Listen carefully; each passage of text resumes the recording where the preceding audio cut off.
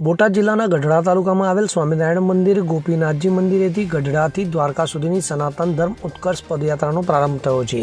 તો આ 350 કિલોમીટર લાંબી પદયાત્રામાં ભાવિ લાલજી મહારાજ, સાધુ સંતો, મહંતો અને હરિભક્તો જોડાયા છે. તો ભગવાનના રથની પૂજા અર્ચના અને આરતી બાદ પદયાત્રાને પ્રસ્થાન કરાવવામાં આવ્યું હતું.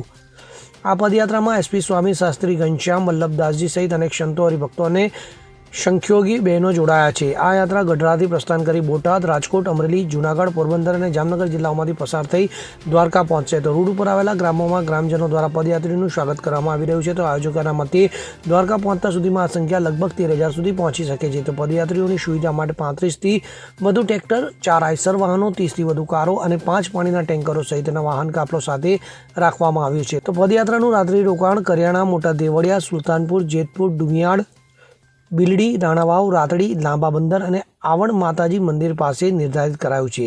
તો આ પદયાત્રા સવારે 9 વાગે દ્વારકામાં પ્રવેશ કરશે. તો આ પદયાત્રાનું સમાપન 12 જાન્યુઆરીએ દ્વારકામાં થશે. તો સંતો મહંતોની ઉપસ્થિતિમાં ધર્મસભા યોજાશે. ત્યારબાદ દ્વારકાધીશ મંદિરે ધ્વજારોહણ અને દર્શન સાથે યાત્રા પૂર્ણ થશે.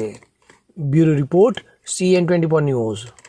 હવે જુઓ દેશ દુનિયાની તમામ ખબરો તમારી આંગળીના ટેરવે. ઉઠાવો મોબાઈલ અને ગૂગલ પ્લે સ્ટોર પરથી ડાઉનલોડ કરો અમારી CN24 ન્યૂઝ મોબાઈલ એપ.